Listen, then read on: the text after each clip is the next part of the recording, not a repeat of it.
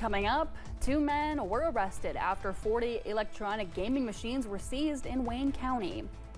And more blasts in Beirut as Israel continues their airstrikes against Hezbollah. And we're seeing temperatures in the 70s and 80s, but there's a cool down somewhere. Details in a few minutes. Mountain News, first at 4, continues.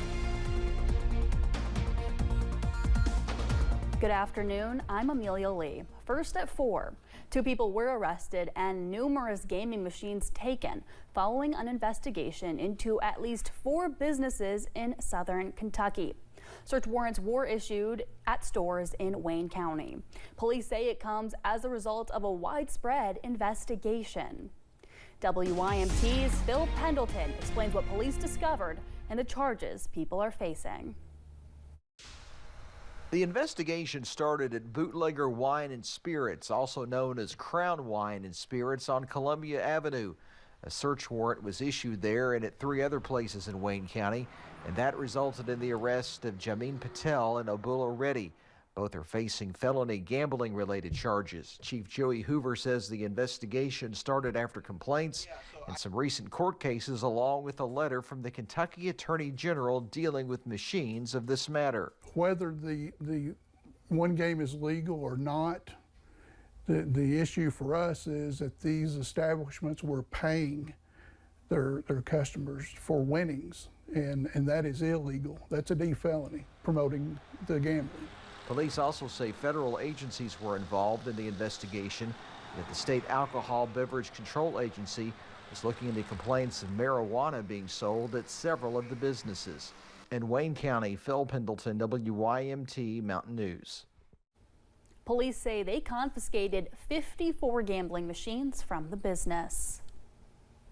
Israel continues airstrikes against the militant group Hezbollah in the southern suburbs of Beirut.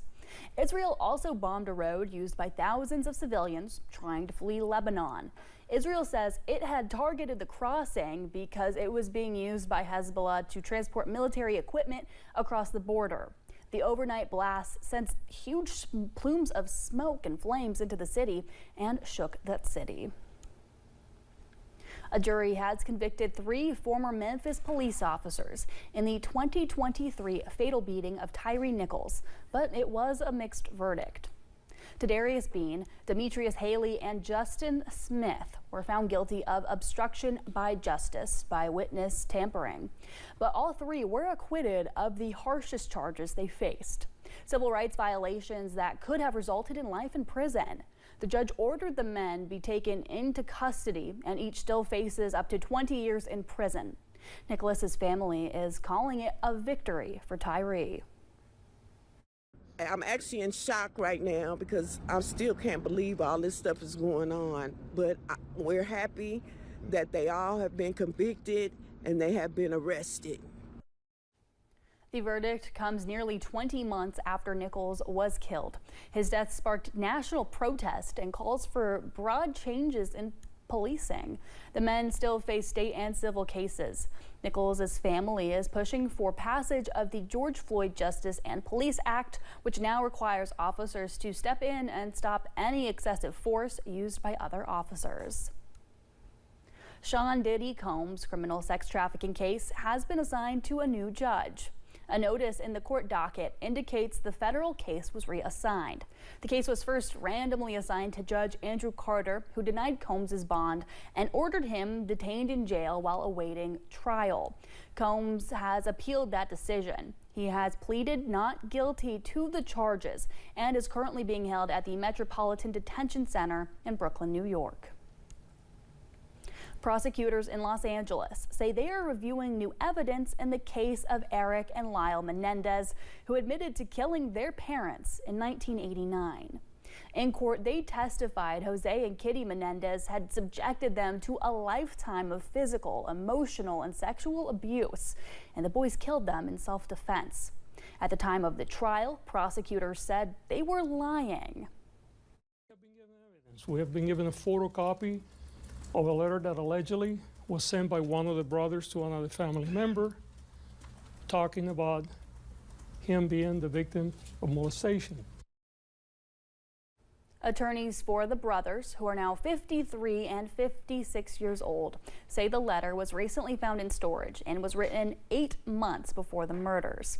They have asked the court to vacate the convictions. A hearing is scheduled for the end of November. Let's go to the Kentucky Apple Festival in downtown Paintsville. Sponsored by Appalachian Wireless.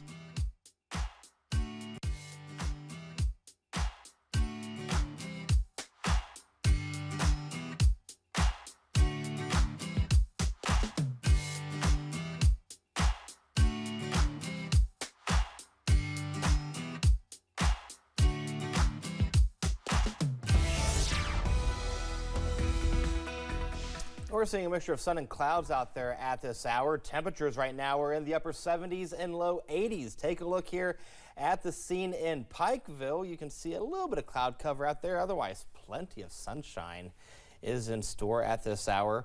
Live pinpoint Doppler radar showing a little bit of rain to the south and east of Harlan, and then to the north and east of Middlesboro across portions of Bell and Harlan County. But that's it. In terms of rainfall, will stay mainly clear as we go throughout the evening and overnight hours. Right now, temperatures are still in the 70s and 80s. We're at 72 in Wise, 79 Jonesville. Harlan, good afternoon to you guys there. You're at 80 degrees, 83 in London, as well as Manchester. Jackson and Prestonsburg is at 82. If you have plans to grill out this evening, there's your forecast. We'll see temperatures staying in the upper 70s by the 6 o'clock hour, low 70s by 7 o'clock, upper 60s as we go throughout the 8 o'clock time frame. When you wake up in the morning, we'll see temperatures going into the mid to upper 50s. Now the question is, how long will this nice weather last? Because there is a cool down somewhere. I'll have your complete first alert forecast coming up in a few minutes. Steve, nope, not Steve, Amelia. Thank you, Eric. Kentucky Transportation Cabinet's District 11 is getting a new building. WYMT's RJ Johnson shares how officials are working together to get the project done. Officials have broken ground on the new location for the Kentucky Transportation Cabinet's District 11. The district serves folks in 8 counties with hundreds of employees working out of the district office. Governor Andy Beshear says it has taken a lot of work and partnerships to get to this point. There's just so much hope, so much optimism, and we're seeing it all across Kentucky. At a time when it seems like the rest of our country is pessimistic and fighting, we're all working together to move all of our people forward. It's a really great time to be a Kentuckian.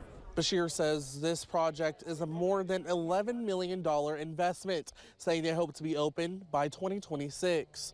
In Manchester, RJ Johnson, WYMT Mountain News. Several other state and local officials spoke at the ceremony. Coming up tonight at 6, hear why this is important for the counties the district serves. The National Labor Relations Board found Howard Schultz violated labor laws when he was interim CEO of Starbucks in 2022. The board says he made an unlawful coercive threat when he told a barista, quote, "If you're not happy at Starbucks, you can go work for another company," end quote. The barista had attempted to bring up the benefits of unionizing at a company event addressing working conditions. According to the board, Starbucks says it disagrees with the board's decision. A new restaurant is now open in Hazard. Perry County leaders gathered for the grand opening of Moes Southwest Grill. Moes is connected to the Go Time convenience store near East Perry Elementary. Co-owner Kim King says this day has been long awaited. We've had so much excitement and people posting stuff and just really excited for Moes to open, and we hope to have a great day here, and we hope everybody comes out and visits today. Moes will be open every day from 10:30 until 9. They have indoor seating and a drive-through. Coming up as First at 4 continues, fans of the Big Mac will soon be able to try a new spin on the old classic. And the weather headlines for tonight, we'll see an overall warm weekend.